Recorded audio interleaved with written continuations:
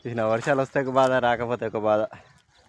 ఇప్పుడు చూడండి, పెసర్లు అంత కష్టపడి పండించిన పెసర్లు, మినువులు, కానీ అవి చేతికి వచ్చే టైం మాత్రం గ్యారంటీ లేదు.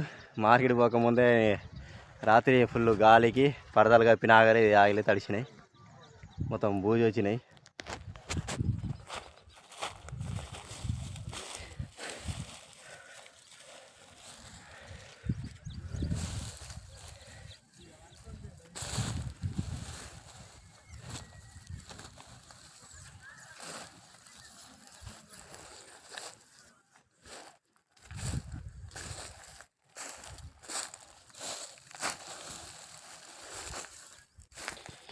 చూస్తున్నారు కదా ఇట్లుంటుందన్న మా రైతుల పరిస్థితి. పంట చేతికి వచ్చిందన్న కూడా గ్యారెంటీ లేదు.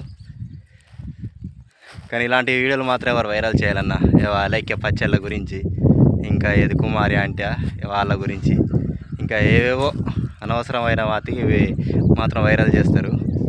కంటెంట్ ఉండి నిజమైన రైతు, నిజమైన బాధల గురించి అయితే మాత్రం ఎవరు పట్టించుకోరన్న.